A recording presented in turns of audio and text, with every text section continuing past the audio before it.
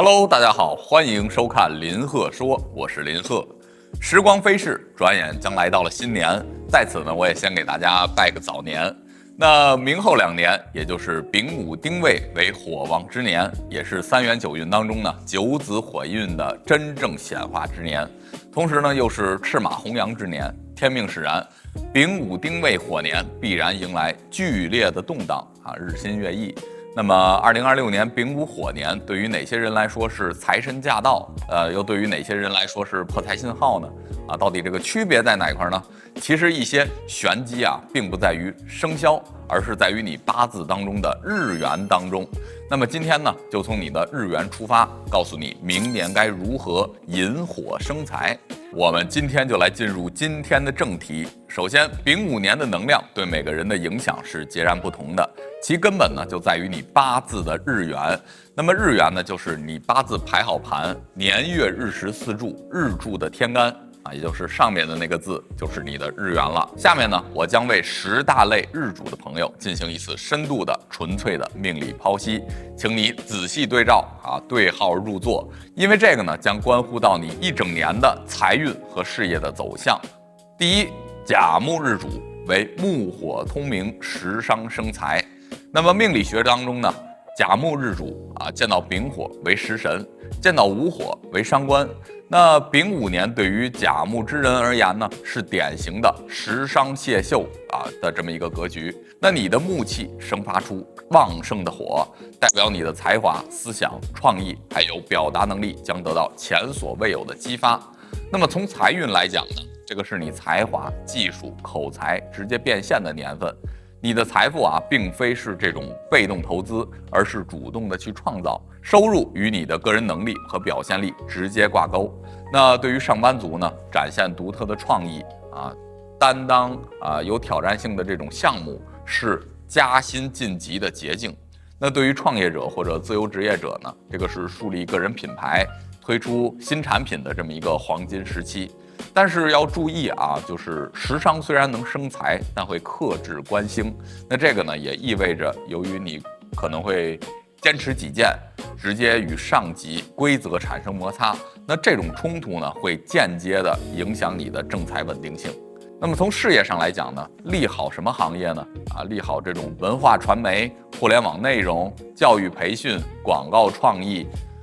还有一些影视、公共关系，一切需要展现你的智慧、口才与创造力的行业，都是你的主场。那么，如果细分赛道的话呢，新媒体的一些运营、主播、作家、设计师、讲师、咨询师、策划、演员、艺术家，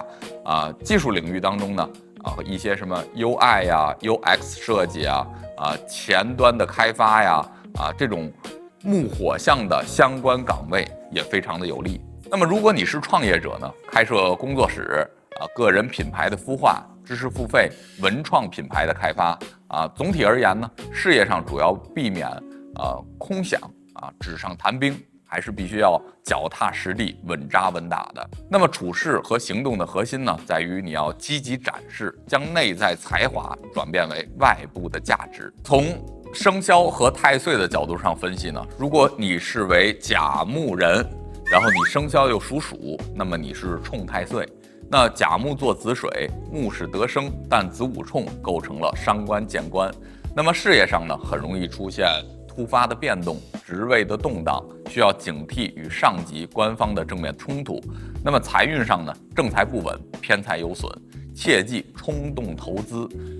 易因政策或者法规而出现破财的这么一个问题。那如果你是甲木日主，然后你又生肖属马，这个叫刑太岁木火通明而过旺，反而容易比较焦躁。那么事业的精力就容易透支，看似繁忙但是很难有实质性的进展，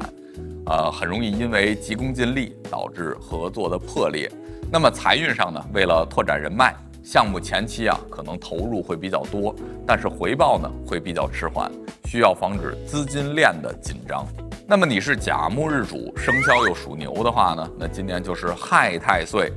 那丑土财星被害，根基动摇，事业上呢很容易因为房产、土地、仓储等等问题产生纠纷。那签约之前呢，必须要核实细节。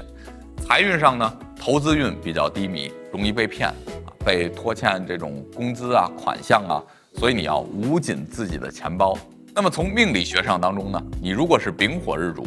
又是为丙午年，那丙火就为你的比肩了。那见到午火呢，就是为阳刃，此为比劫夺财的典型年份。那你本身呢就是太阳，因为丙火它代表的就是能量剧烈的火焰，太阳核能对吧？那现在天上出现了2个太阳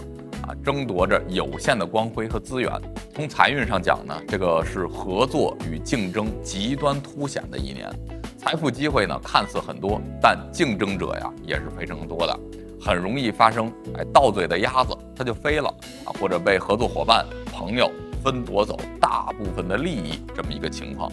那么从正财方面呢，薪资收入还是相对稳定的，但是团队的合作方面呢，可能会因为奖金或者资源分配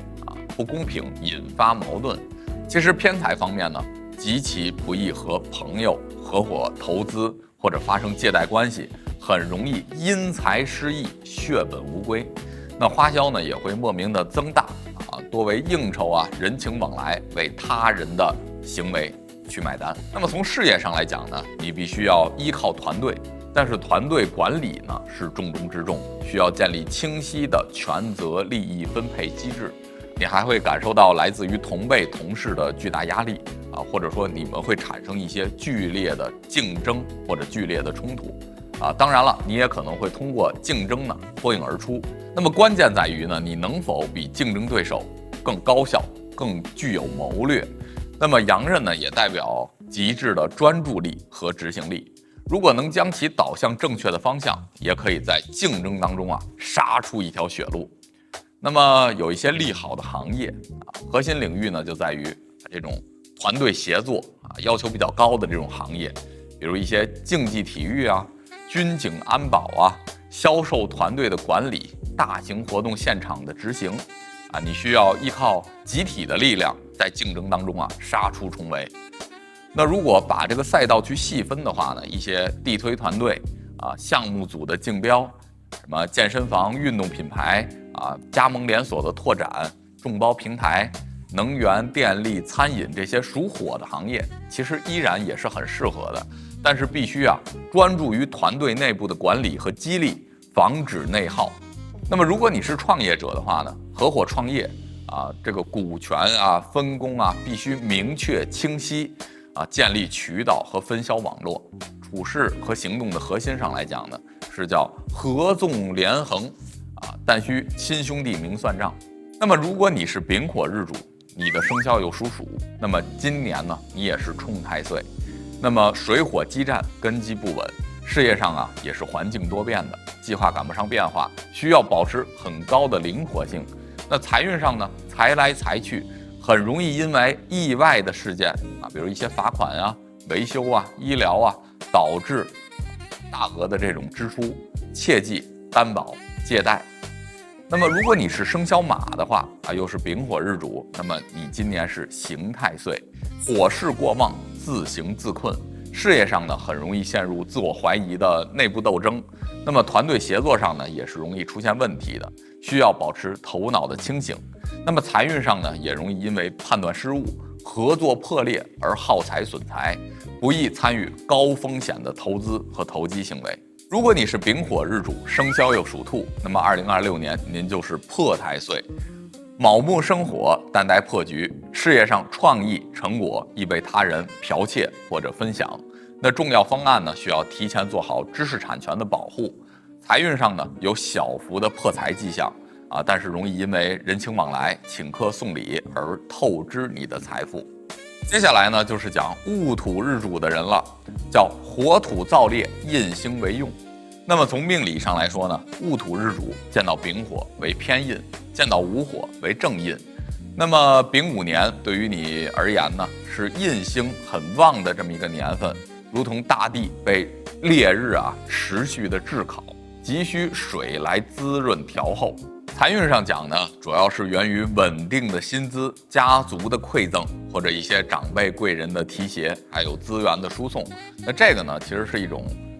受生的财，而非主动争取的财。其实2026年呢，不利于风险投资，但是很利于进行长期稳健的知识投资，如考取含金量比较高的证书啊，攻读学位啊，参加高端的培训呢。那这些投入将在未来产生持续的这种财富回报，但你需要注意就是印星过旺会克制食伤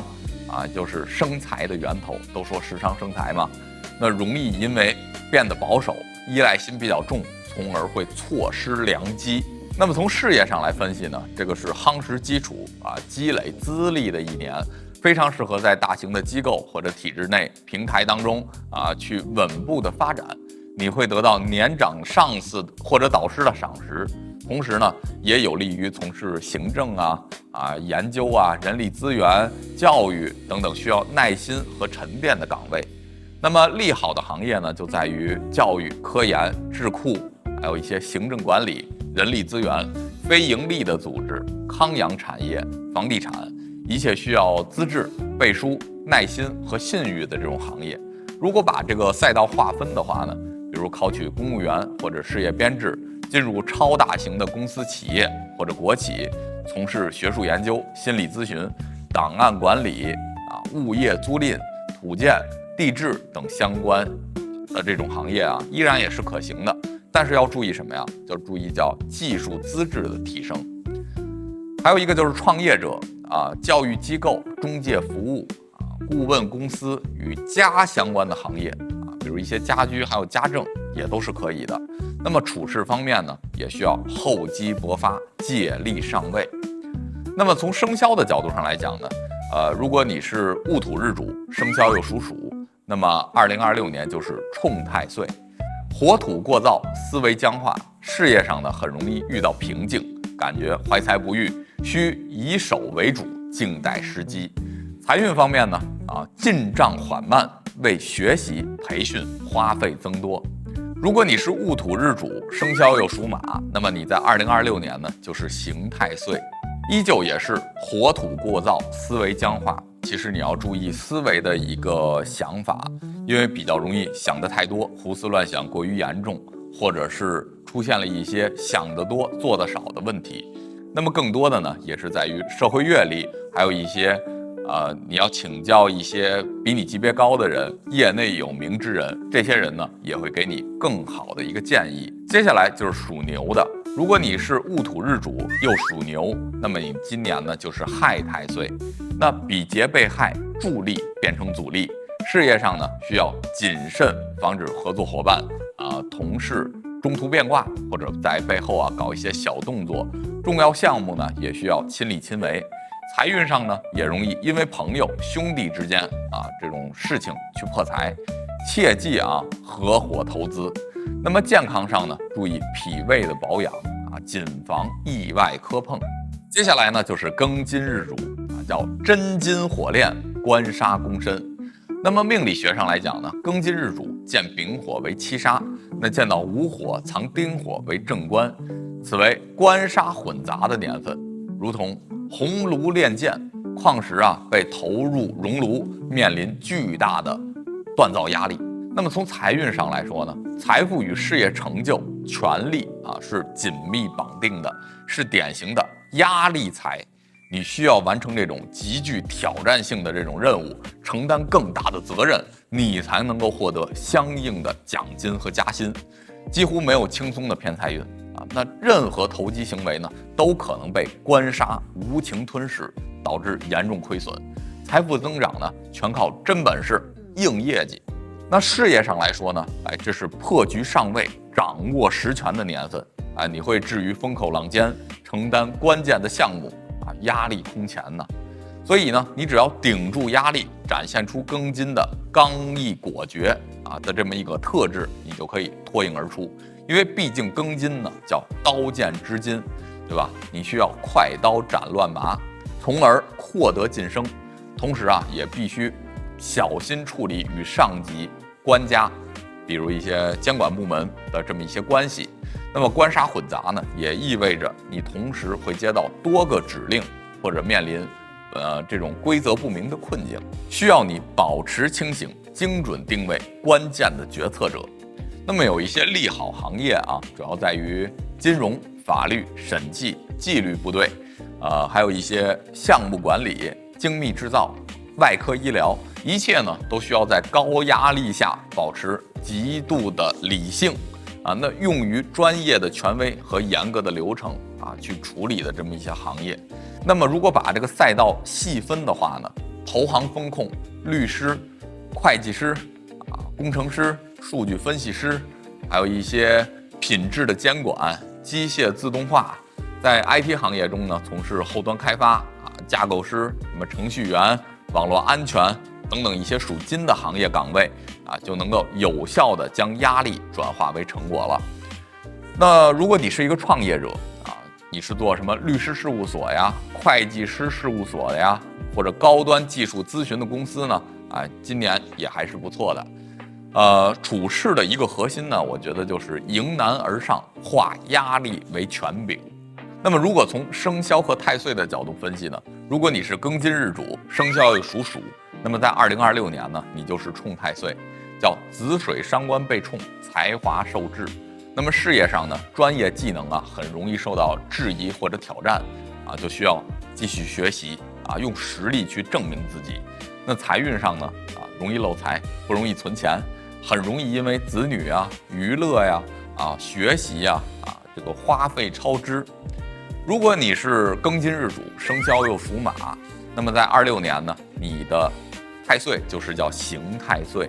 那么官杀宫身啊，压力如山呐。那么事业上任务繁重，竞争激烈，需要注意劳逸结合，避免健康受损。财运上呢是很辛苦的啊，叫辛苦得财，无意外之财，需精打细算。如果你是庚金日主又属鸡，那么在2026年你就是叫破太岁，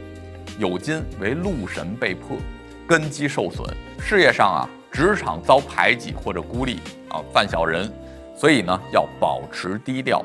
专注业务能力。那么财运上呢，正财收入受到影响，忌冲动辞职。那么接下来讲的呢，就是壬水日主为水火既济，财星照命。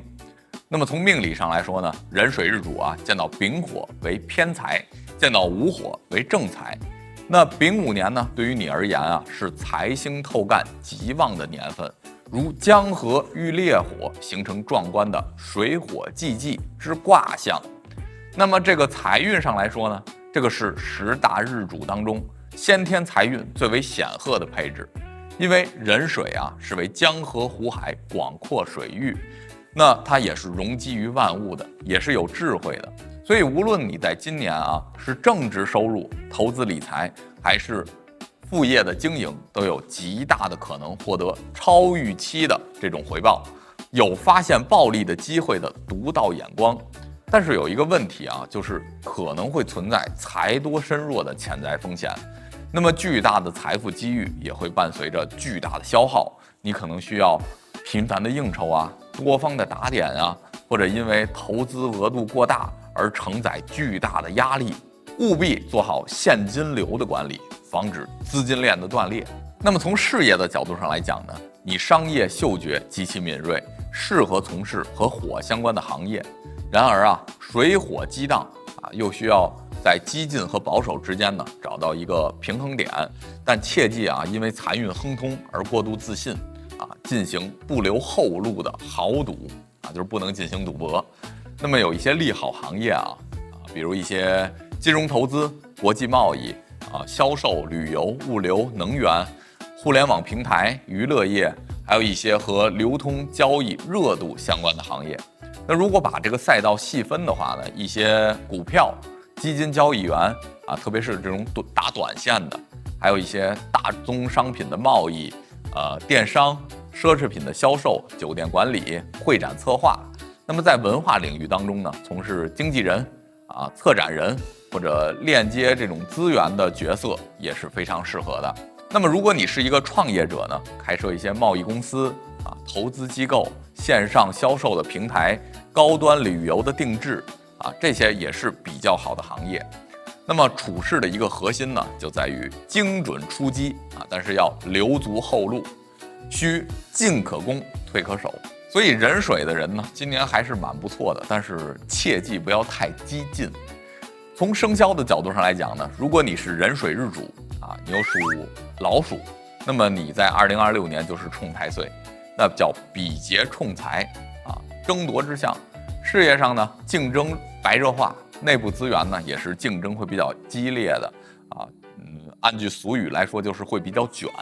那么财运上呢，合作求财需格外谨慎，很容易遇到款项的拖延，